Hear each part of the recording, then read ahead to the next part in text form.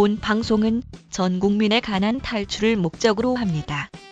돈을 벌 수밖에 없는 확실한 재테크를 가까이 두고 엉뚱한 곳에서 애써 벌었던 돈을 날리는 어리석은 짓을 중단시키기 위해 만든 방송입니다.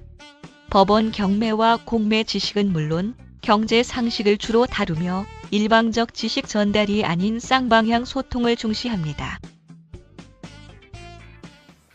예, 안녕하세요. 예. 오늘 처음 오셨나요? 저번 오셨었어요. 예. 지금 최고위 수강하신다고. 예. 예, 반갑습니다. 저는 대한공경매사협회 광주 호남본부장 김재희라고 합니다. 예. 이번 시간은 바로 시작하겠습니다. 예. 전세와 월세를 내는 요령이에요. 내는 요령 혹은 법. 일반 경매로 참여하신 분들이 낙찰을 받고 나서 명도를 했어요. 명도 절차까지 끝나고 어떤 소장의 자기 집이나 자기가 낙찰 받았던 어떤 상가에 대한 어떤 수리가 다 끝났다고 치고, 예를 들어 그 모든 과정들이 다 끝나고 나서 그러면 그 상가든 그 빌라든 그 아파트든 전세를 내거나 월세를 내야 할 거 아닙니까? 만약에 예를 들어 아파트 같은 경우에 자기가 살아야겠다는 생각을 갖고 있으면 그냥 어느 정도 수리하고 이제 살면 되겠지만, 대부분의 이제 이 경매 투자를 이용해서 어떤 재테크의 개념으로 돈을 벌기를 원하는 거니까, 그래서 전세와 월세를 내는 법을 저희 협회에서 이 알토란 40강 중에 넣었습니다. 원래는 이게 없었어요. 제 무료 알토란 강의 중에. 근데 계속적으로 이 낙찰을 받으시고 나서 나중에 생각처럼 전세나 월세가 나지 않는다. 왜 그러느냐. 그러면서 이런 법을 좀 가르쳐 줬으면 좋겠다 해서 실은 이런 강의가 생긴 겁니다. 그렇게 생각하고 항상 근데 사람들이 경매를 공부를 하면 보통 대부분 이렇게들 생각하셔요. 일반 학원에서 보통 이렇습니다. 경매를 가르치는 게 거의 대부분이 권리분석 위주예요. 권리분석이라는 게 뭡니까? 이 법적인 지식들, 이 부동산에 대한 어떤 소유권의 문제, 그런 것들에 대해서 분석을 하는 것들인데, 사실 저희 협회에서 말하는 것은 이 관계, 권리 분석을 하는 어떤 절차들은 5%에 불과하지 않느냐, 이렇게 생각합니다. 꼭 퍼센트를 이렇게 지어서 말한다는 의미는 뭐냐면, 그 나머지 대부분의 95%는 사실은 권리 분석보다 더 중요한 게 우리 실무, 경매 전 과정을 이끌어가는 실무를 제대로 잘 해야 결국은 경매 투자가 성공으로 가는 거지, 그렇지 않고 줄창 권리 분석만 공부해가지고서는 결국은 물론 이제 그 경우는 아니겠습니다만 안 좋은 사례가 하나 있었죠. 뉴스들 보셨죠? 15채 빌라 근데 일가족 자살했다고. 참 안타까운 기사더라고요. 근데 저는 그 기사를 쓴 신문 기자의 마음도 참 알아보고 싶더라고요. 왜 15채를 갖고 있는데 죽었냐는 의미로 대문짝만하게 머릿기사를 그렇게 넣더라고요. 빌라가 15채 있는데 왜 죽냐? 왜 자살을 해버리냐? 거기서 이제 경매 실무와 어떻게 보면 연관이 되는 이야기가 좀 들어갔는데요. 그 사람이 15채를 가둘 동안에 그 사람의 자금 운용 능력은 어땠을까를 한번 되짚어 봐야 되는 거죠. 사실 제가 기자였다면 저 사람이 15채 빌라를 갖고 있는데 왜 저렇게까지 하셨을까? 한번 생각을 해보고 그 사람의 어떤 자금 운용이 어떻게 잘못돼서 저렇게 안 좋은 일이 있었을까? 그걸 좀 고민해야 되는데, 사실 기자라는 게, 그리고 기사라는 게 어떤 겁니까? 빵 터뜨려줘야지. 뭔가 좀 제목이 탁 눈에 띄어야 돼. 그러다 보니까 아마 그렇게 기사를 쓴 것 같아요. 뭐 누구를 비난하고자 이렇게 드리는 말씀은 아니고, 실제로 중요한 것은 권리 분석을 하는 이 단계는 굉장히 짧은 시간에 끝나고 아주 쉽게 끝나야 되는 것이고, 그래야 맞다고 말씀드리는 거고, 정말 중요한 것은 경매의 실무. 자, 경매의 실무가 잠깐만 이거 설명하고 갈게요. 같이 연관이 되는 이야기니까. 자, 우리가 어떤 루트로도 법원 경매를 배우려고 합니다. 목적은 뭐냐? 돈 벌려고 하는 거죠. 돈을 벌고 싶으니까. 지금보다 훨씬 더 많은 소득을 얻고 싶으니까. 그래서 물건을 검색하죠. 여기저기 가봤더니 어떻게 물건을 검색해라. 어떤 사이트에 들어가서 어떻게 보십시오. 뭐 대법원 아니면 자기가 어떤 인터넷을 뒤져서 지식을 팠을 때 대부분 경매정보 사이트라는 게 있는데 거기 가면 다양한 물건들이 있다라고 말을 하죠. 자, 물건을 검색합니다. 그리고 그러세요. 내 돈, 내 자금에 맞는 물건을 찾기 시작하죠. 그래서 물건을 선정을 해요. 자기가 투자하고 싶은 물건을. 그리고 이 물건을 알아봅니다. 일반적인 사람들이 하는 거예요. 어떻게 알아보느냐. 이 근방에 부동산 한두 군데 전화해보죠. 그리고 이 인터넷 사이트에서 여기에 대략적인 시세를 알아보죠. 아니면 생활정보지. 이런 걸 통해서 이 물건이 어떻게 되는 걸 대충 보죠. 그래서 이 금액이 뭐 예를 들어 1억짜리인데 두 번 유찰돼서 뭐 6억 6천 얼마가 됐다. 6,800, 6,400이 됐다. 그러면 여기보다 조금 더, 한 100만 원 더 써가지고 6,500이 낙찰이 돼서 나는 나머지 3,500을 먹어야지. 이런 생각을 합니다. 이걸 하는데 떨어지죠. 자, 입찰을 보는데 낙찰이 안 되고 떨어져요. 왜? 나는 1억짜리 집을 3,500이나 남겨놓고 돈을 벌어서 사고 싶었으니까. 경매의 실무하고 연관이 된 이야기예요. 우리 협회에서 나오는 실무를 배우면, 자, 이 과정부터 다시 가르쳐 드립니다. 제대로 돼. 이 과정부터 올바른 루트로 올바르게 하십시오. 이 물건에 대한 시세를 조사하는 방법을 배우십시오. 시세를 조사하면 뭘 해야 됩니까? 분석을 해야겠죠. 시세를 조사한 단계에서 이 물건, 선정했던 본인의 물건이 진짜로 좋은 물건이냐. 그걸 우리는 우량 물건이라고 하는데, 우량 물건인가 아닌가를 판별을 해야 돼요. 이 조건들을 가르쳐 드려요. 자, 그리고 낙찰가를 결정하는 방법을 가르쳐 드리죠. 낙찰가 결정법이라고 저는 그러는데. 그리고 입찰해서 낙찰을 받습니다. 이후 명도, 수리, 그리고 이 전월세까지, 그리고 그 사후 관리까지 쭉 다 해드리죠. 저희 컨설팅 하면. 어느 업체나 뭐 그러겠지만 대부분 단계는, 대부분의 업체들은 여기서 끝나죠. 낙찰 단계에서. 뒤에는 추가 요금을 더 내십시오 라고들 하면서 뭐 그렇게들 하는데, 자, 그래서 정말 중요한 거는 경매 실무를 배워야 된다는데, 이런 실무를 배웠다 이거야. 다 했어. 근데 내가 전세와 월세를 내려니까 힘들더라 이거죠. 그것은 마치 어떤 거라고 따질 수 있냐면, 이 모든 지금 이 설명드린 건 어떤 겁니까? 제가 이 설명드렸던 거는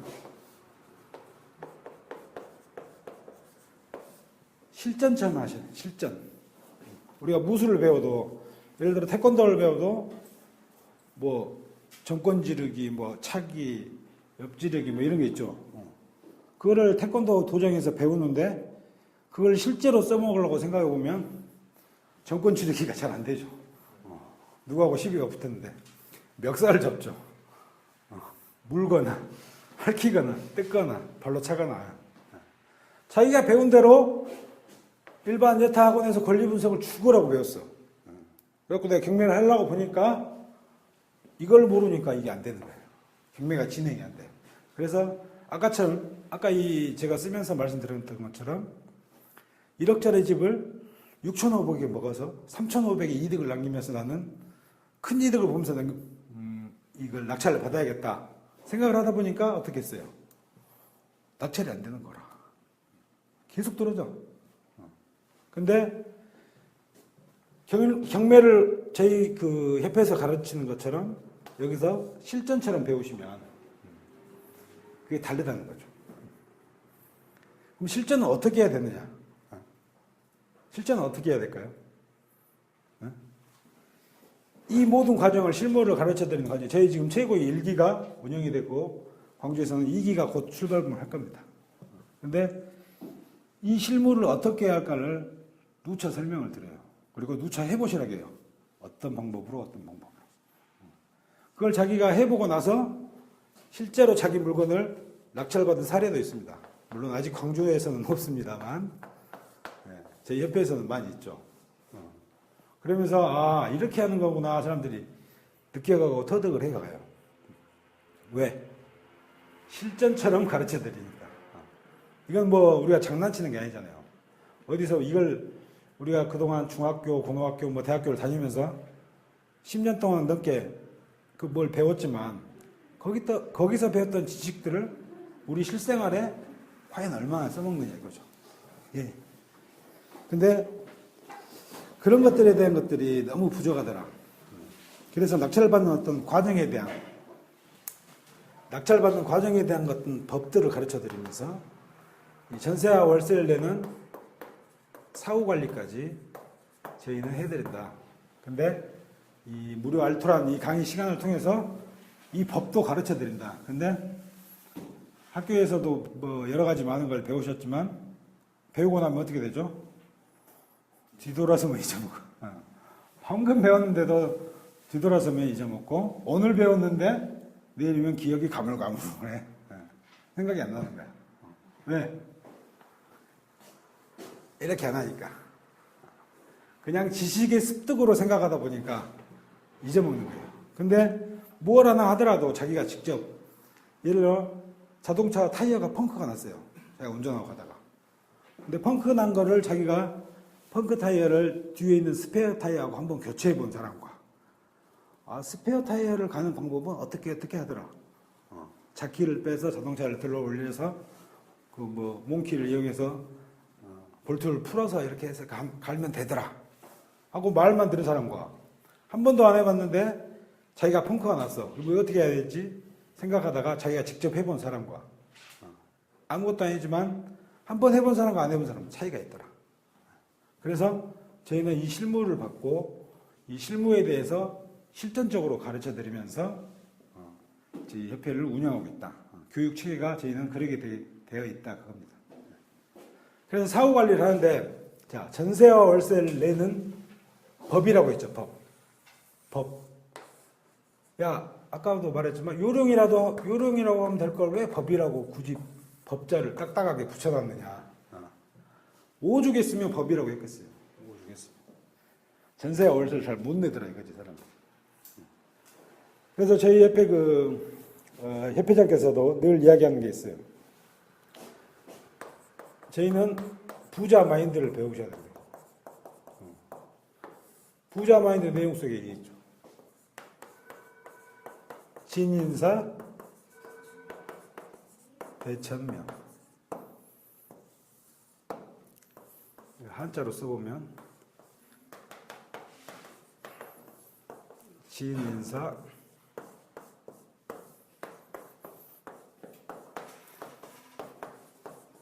대천명이죠. 자, 진. 이게 피할자죠. 피할자에 자기의 모든 그 마음을 다 합쳐서 열심히 한다. 열심히 한다는 뜻입니다. 뭔가를. 인사. 내가 할 수 있는 만큼의 모든 도리를. 내가 할 수 있는 모든 것을 온 힘을 다해서 하면 대천명, 하늘이 열린다. 하늘이 당신에게 기회를 주실 수도 있다. 라고 오죽에 쓰면 부자 마인드라는 책에 그걸 써놨습니다. 원리가 이렇습니다. 원리가. 전세와 월세를 내는 법이라겠는데 왜 갑자기 지인인사 대체 뭔 소리예요? 하실 수 있죠. 하지만 십수년을 그동안 경매에 대해서 실무 분야에 대해서 강의를 하고 또 이렇게 많은 사람들을 낙찰까지 성공을 시키면서 해봤더니 결국은 이거더라. 근데 전세와 월세는 내는 요령도 이렇다는 거죠. 자, 그런데 전세와 월세를 내는데 가장 첫 번째 큰 문제점이 있죠. 자, 문제점. 아까 설명을 드렸지만, 자, 어떤 물건이 있습니다. 이거를 제가 골랐어요. 자, 조사를 했어요. 조사를 할 때, 이 물건에 대해서, 이 물건이, 예를 들어 어떤 상가였다. 상가였는데, 이 상가의 보증금이나 월세가 얼마입니까? 라고 어디다 물어봅니까? 어디다? 부동산이죠. 일반 사람들이 가장 많이 찾는 데가 부동산에 가서 물어보죠. 그러면 이때 예를 들어 이 상가가 뭐 매매가가 2억이고 뭐 1억에 300을 한 이건 이제 우리 최고의 한 분이 저기 하고 계시는 건데 1억에 300짜리예요. 그때 이때 물어봤어. 그때 이렇게 된대. 그리고 자기가 낙찰을 받았어. 그리고 명도를 하고 뭐 수리를 좀 하고 해서 내놨더니 그때 물어보니까 갑자기 부동산 사장이 거기요 7,200이에요 이러더라.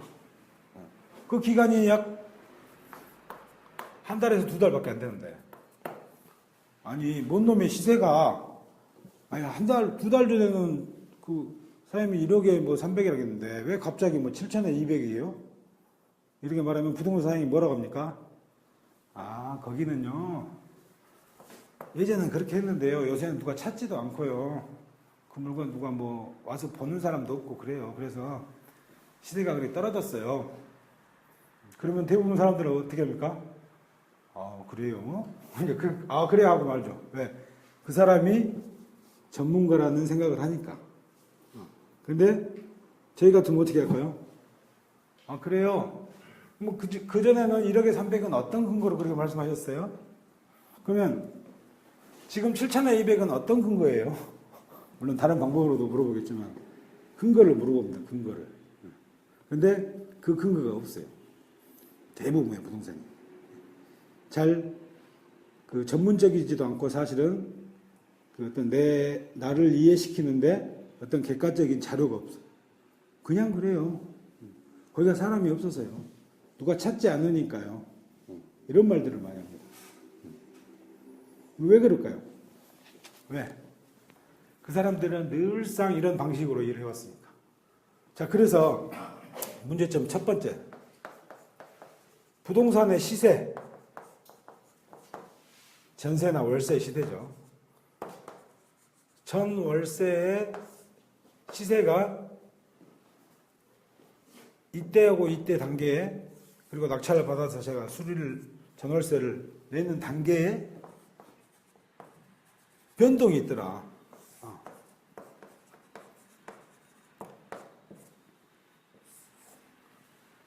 우리 그 나주 혁신도시 한번 예를 들어볼까요? 나주 혁신도시. 처음에 한다고 했죠. 조금 있다가 안 한대. 조금 있다가 아예 백지화됐대. 조금 있다가 근데 또 다시 한대. 그러다가 지금은 이제 공사를 나고 어느 정도 꽤 그 틀을 잡혀가는 단계죠. 세종시 한다겠다가 안 한다겠다가 뭔 놈의 그게 뭐 옆에 구멍가게 사장이 그걸 하는 거예요? 아니죠. 정부에서 하는 거예요. 정부에서, 나라에서.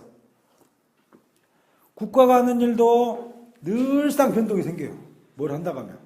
그렇죠. 근데 이때 조사했던 내 부동산의 시세가 이때 되면 1억에 300이, 이때도 1억에 300이길 바래. 대부분의 사람은. 왜? 자기 거니까. 나주혁신도시가, 뭐 세종시가 되든 안 되든 그러면 그런갑다 아니면 아닌갑다 하죠. 왜? 자기 게 아니니까. 그 안에 자기 게 있으면 또 그런 생각은 않겠지만. 근데 자기가 낙찰받은 물건은 시세가 변동이 없길 바라더라. 아, 사람의 욕심이 이렇다. 시세가 변동할 거를 아셔야 된다.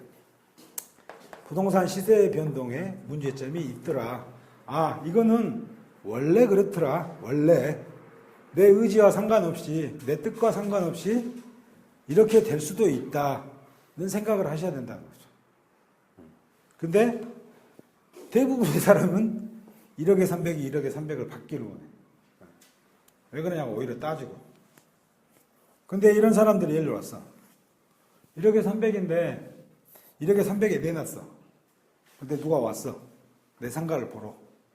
그러면 그 사람들이 와서 대체로 뭐라고 합니까?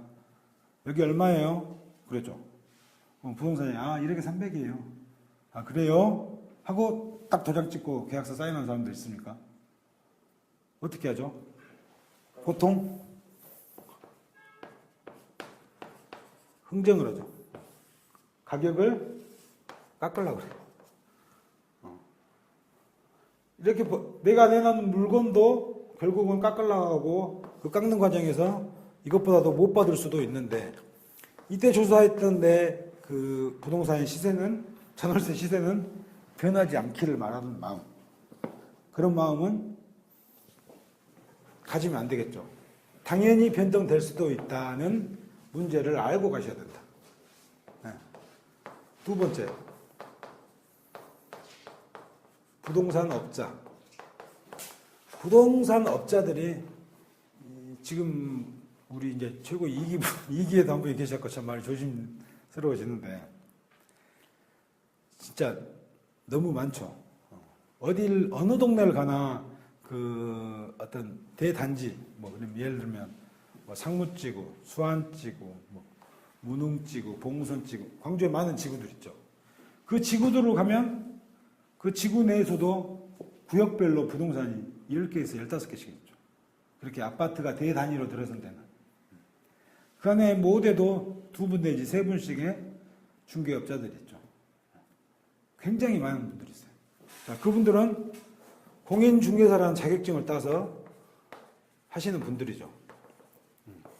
근데 이분들이 똑같은 자격증을 땄으니까 똑같은 생각으로 똑같이 고객을 대할까요?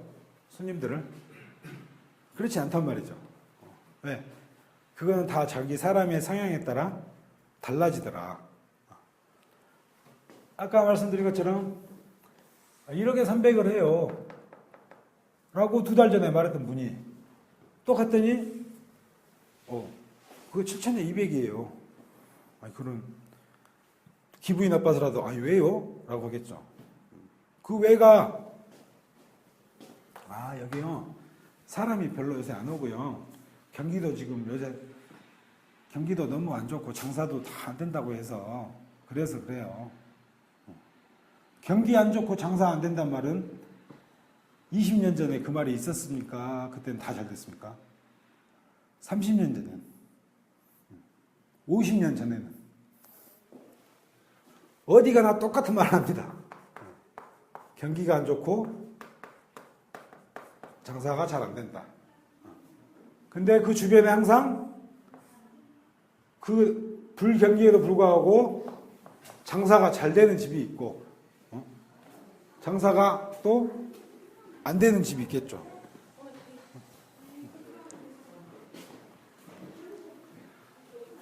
근데 경기가 좋고 안 좋고 장사가 되고 안 되고는 어느 집이나 다 있고 어느 집이나 다 똑같은데 이 사람들의 생각이 다 틀리더라.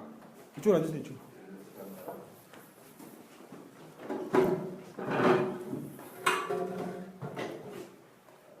그래서 부동산 업자들은 굉장히 많고 공인중개사를 자격증을 취득하셔가지고 하는 분도 굉장히 많은데 이들의 말이 다 틀려. 그리고 다는 아니겠지만 많은 분들이 불친절해. 왜? 이 사람들은 많은 사람들을 만나고 많은 사람들이 왔다 갔다 하겠죠. 자기가 어떤 상가를 하나 구해서 장사를 하고 싶은데, 내가 무슨 태권도장을 하고 싶은데, 헬스클럽을 하고 싶은데, 제일 먼저 가는 곳이 어디입니까? 일반적으로 부동산이죠. 그 동네 부동산. 제가 여기 금남로에서 헬스클럽을 하고 싶다. 그러면 금남로에 있는 부동산을 찾아가겠죠. 근데 내가 이 동구 쪽에 사무실을 내고 싶다. 근데 내가 내는 사무실이 동구만 아니고 서구도 한번 알아보고 싶다. 아니, 북구도 한번 알아볼까? 이렇게 생각이 트인 사람들. 내가 그 사무실 내는데 장소에 구애를 받지 않는 사람들은 어떤 방법으로 알아볼까요? 그 부동산을 다 찾아갈까요? 그때는 그렇지 않죠. 어디? 생활정보지. 광주는 뭐가 잘 돼 있죠? 사랑방 잘 돼 있죠. 그래서 그런 데를 찾아가서 사람들이 보죠. 그러면서 자기가 원하는 물건을 얻기를 원한단 말이에요. 근데 이 부동산 업자들이 다 불친절하고 그렇게 잘 정보로서의 어떤 가치도 잘 주지 않고 이렇더라 이거죠. 근데 이런 거는 아까도 말씀드린 것처럼 부동산 시세가 변동이 되는 것처럼 이 사람들의 마음도 그러려니 라고 생각을 하셔야 된다는 거죠. 이런 두 가지 문제점이 있고, 이런 부동산을 필요로 하는 고객들이 가장 많이 가는 데가 직접 가고 어떤 생활정보지를 찾고 하는데, 이런 문제점들은 미리 알고 있어야 된다. 내 거를 낙찰받은 내 물건을 전월세를 내는데 시대가 변동이 있을 수도 있고, 부동산 업자가 친절하지 못해서 내 거를 빨리 못 해줄 수도 있을 때 그 사람들의 문제점을 파악을 해야 된다. 그리고 그거에 대해서 새로운 시각으로 접근을 해야 된다. 그래서 그렇다면 그런 문제점이 있으면 그러면 그 방법이 뭡니까? 이거를 벗어나는 방법이 있어야겠죠. 오늘 이게 배우는 게 전세와 월세를 잘 내는 법이니까.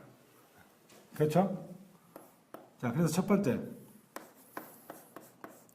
많은 사람들이 아까도 말씀드렸지만 내 물건을 금남로에 내가 이런 30평짜리 사무실 하나 낙찰을 받았다. 그러면 저는 이 금남로 주변에 부동산에 먼저 내겠죠. 부동산에 내. 어디에 상무직에 상가를 하나 낙찰을 받았다. 그럼 상무지구 주변에 있는 부동산을 다 이야기를 해서 제 상가가 있으니까 얼마에 얼마로 내주세요 하겠죠. 잘 내는 법입니다. 이제 전세와 월세를 잘 내는 법.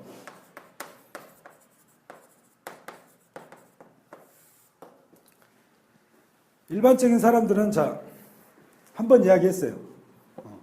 한 번 이야기하면 그 부동산 사장 입장에서는 예, 알겠습니다. 고객님. 제가 그럼요, 열심히 해가지고요, 최대한 빨리 내드릴게요. 라고 하니까 대부분의 부동산 업자가 안 그러죠. 네, 그래요. 네, 알았어요. 불친절해. 묵뚝뚝해. 예, 놓고 가세요. 3일 뒤에 전화를 해봐요. 그거 어떻게 되고요, 사장님? 그거란요. 자기 물건을 기억도 못해. 왜? 다들 그렇게 영업하고 있으니까. 그런 매너리즘에 빠져 있어요. 많은 업소들이. 내가 하나 물건을 내서 예, 고객님 알겠습니다. 제가 열심히 해서요, 빨리 내드릴게요. 하고 메모를 해. 그리고 컴퓨터로 기록을 해서 여기저기 막 뿌리고 잘해. 대부분 그렇게 할까요? 대부분 그렇게 안 된다는 말이죠. 알았다게 해놓고 잊어먹어. 그래서 자, 잘내는 법이라겠어요. 부동산에 주기적으로 연락을 해요. 주기적으로. 못해도 일주일에 한 번. 아, 예, 명성부동산이죠? 예, 사장님, 저 금남로에 무슨 상가 갖고 있는 누군데요? 그 상가 어떻게 좀 잘 나가고 있어요? 누구 문의하는 사람들 있어요? 요즘 경기가 안 좋아서 없네요. 아, 그래요? 예, 사장님, 참 고생이 많으시네요.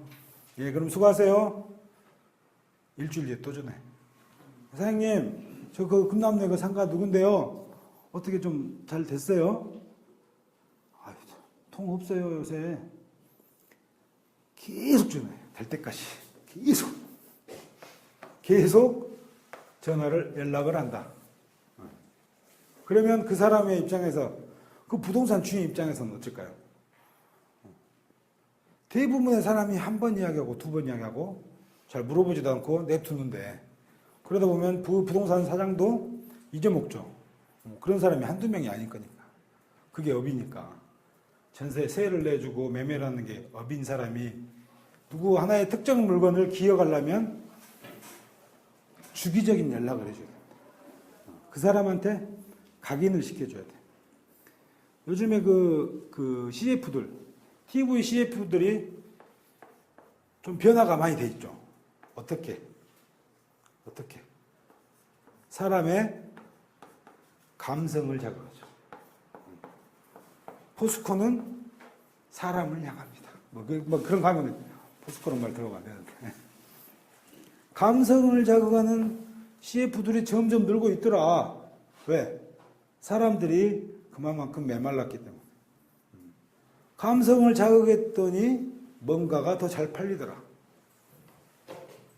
부동산 업자가 있는데 이분을 계속적으로 연락했더니 이분이 자다가도 벌떡 깨서 잠꼬대로도 거기 끝났네, 그만 상가, 예, 거기 내야지 빨리, 이런 생각이 들 정도로.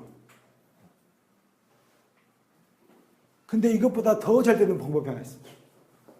이건 뭐 가요이니까.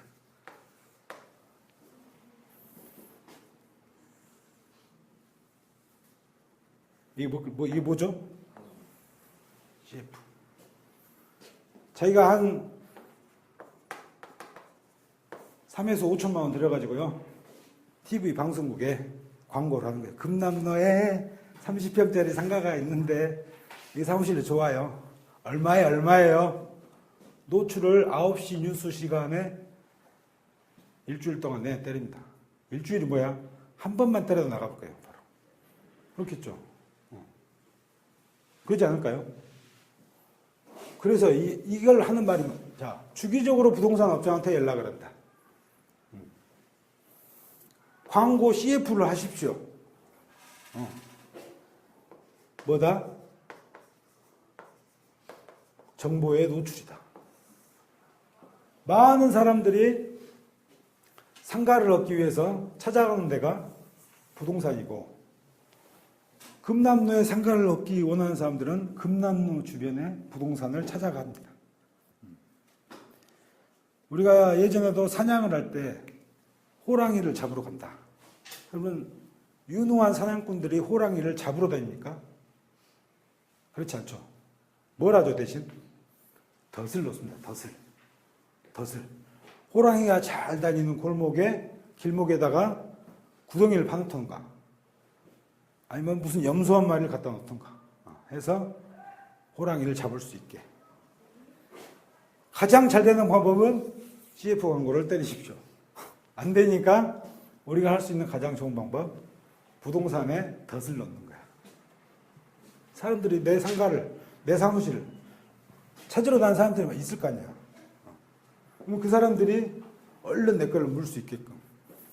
근데 그 물건을 어떻게 한다? 저 부동산 사장의 마음에 감성을 자극시켜가지고 내 물건을 각인을 시키는. 그러면 그 사람이 똑같은 30평대 그 사무실을 얻는 사람이 왔을 때라도 내 거부터 해주지 않느냐. 당연하겠죠. 네. 두 번째, 아까도 말씀드렸지만 생활정보지. 생활정보지에 낸다. 사랑방. 우리 광주가 아마 제일 잘 됐을 거예요. 광주 사랑방이. 광주 사랑방이 굉장히 그 두께도 두껍고 잘 되어 있는 것 같더라고요. 근데 보기가 어렵죠. 왜? 글씨가 너무 많고 글씨가 또 너무 작아. 저도 이제 40 좀 넘었습니다만 이게 어느 날 갑자기 이게 이렇게도 보이던 게 이렇게 해야 보이더라고요. 그 정보지가 굉장히 저는 안 맞더라고요. 차라리 그럴 바에는 저 같은 경우에는 이제 인터넷에 들어가서 봅니다만 사실은 인터넷으로 뭐 광고를 올리거나 그런 경우들이 예전에 비해는 좀 많아졌지만 그래도 아직까지도 그렇게 많지는 않죠. 대부분이 부동산이나 생활정보지에 내더라. 근데 어떻게 한다? 주기적으로 연락을 취해서 주기적으로 그 사람의 감성을 자극을 시켜서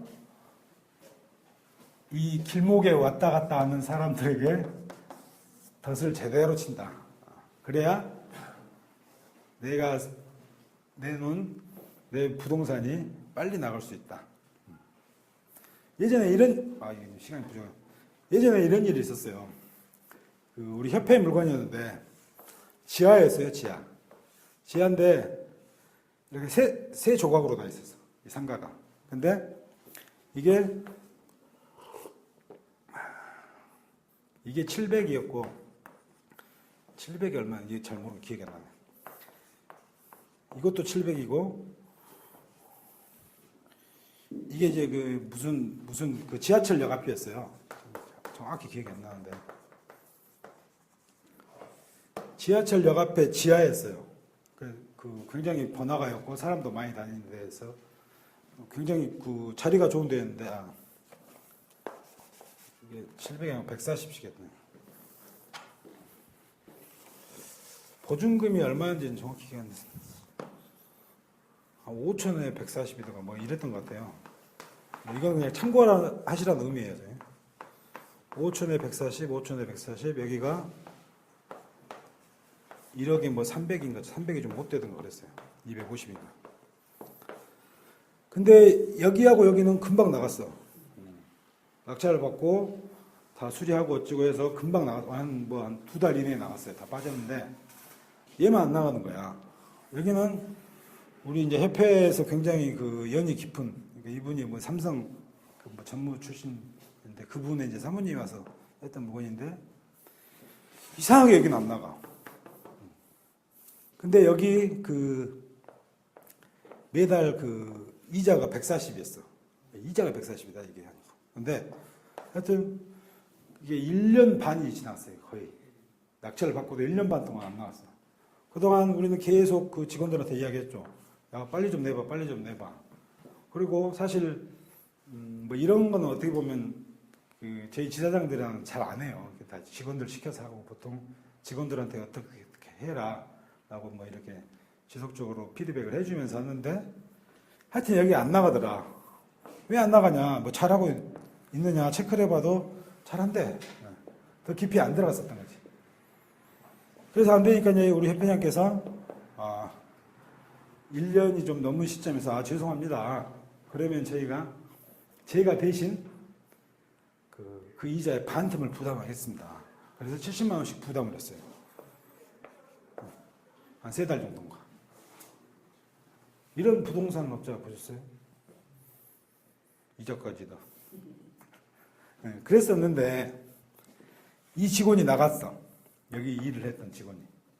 회사를 나가고 그래서 그 협회장께서 다시 이제 이 물건을 체크를 해서 알아봤더니 이 주변에 있는 게 그 지하철역 주변이고 하니까 여기가 부동산이 꽤 있겠죠. 18곳인가 있었는데 한 곳인가 두 곳만 남은 거야. 이 물건이 있는 것조차도 모르고 있어. 나머지 16개가. 왜? 이렇게 안 했다는 거지. 이렇게 분명히 시키고 이렇게 해라고 그 대장까지 작성을 해서 했는데 허위로 작성을 했던 거예요. 이 친구가. 그리고 누가 1억에 300인데 여기가 뭐 7천에 얼마 꽤 낮아서 7천에 150인가로 이렇게 해주세요. 뭐 이런 사람이 있었어요. 그러면 이건 좀 안 맞죠? 형평성이. 왜냐면 바로 옆에가 같은 물건인데 이런 게 있으니까. 이거는 이제 안 했는데 그래도 이렇게 했다는 보고를 해주고 뭘 했어야 하면 좀 잘 됐을 건데 빨리 됐겠죠. 더 훨씬. 근데 그렇게 하고 2달 만에 결국 이 물건을 뺐거든. 지금 이제 우리 광주 거도 제 거 평택 것도 그렇습니다. 제 것이 이제 그 평택역 앞에 그 굉장히 번화한 우리 광주로 치면 그 충장로 같은 데예요. 그런데 건물인데 4층에 있고 6층에 있고 7층에 있어요. 4층 것이 먼저 나갔어. 낙찰받고 우리 잔금 치르고 한 달 정도 됐을까? 이때 어떻게 했을까요? 주기적으로 반복적으로 계속 시켰죠. 그리고 6층께 한 달 반 만에 나가. 이 두 개 차이가 한 일주일 차이나밖에 안 되겠네. 일주일 만에 나갔어. 아직 7층은 안 나가고 있어요. 이게 60평, 이게 50평인데 50평짜리 아직 안 나가고 두 개 나갔는데 나간 그 이유가 뭐냐? 정보를 빨리 노출했다. 최대한. CF는 안 했지만 어떻게? 여기를 잘 다닌 그 주변은 부동산에 덫을 잘 났고 그 사람들이 이제 생활정보지에 넣어놨지만 아무튼 부동산에 와서 계약을 했어요. 자, 이렇습니다. 전세와 월세를 잘 내는 법이 뭘까요? 뭐더라? 진인사 대천명이다. 인간이 할 도리를 열심히 열과성을 다해서 하면 결국 하늘의 명을 받는다. 하늘이 열린다. 내가 법원 경매로 성공을 하고 싶은데 어떻게 해야 될까요? 진인사 대천명 하세요. 진인사 대천명. 전세와 월세를 낙찰을 받았는데요. 전세와 월세를 잘 내고 싶어요. 어떻게 할까요? 열심히 하셔야 된다. 어떻게? 방법은 이렇게 가르쳐 드렸다. 문제점도 시세는 변동이 될 수 있다. 한 달 전에, 2달 전에 1억에 300이었는데 이게 뭐 8천에 250으로 떨어질 수 있다. 근데 자기가 손익 계산해보고 괜찮다면 거기에 투자를 해야겠죠. 그 사람을 써야겠죠. 자, 그렇습니다. 자, 향유 씨. 전세와 월세를 잘 내는 법은 여기까지고요. 자, 제가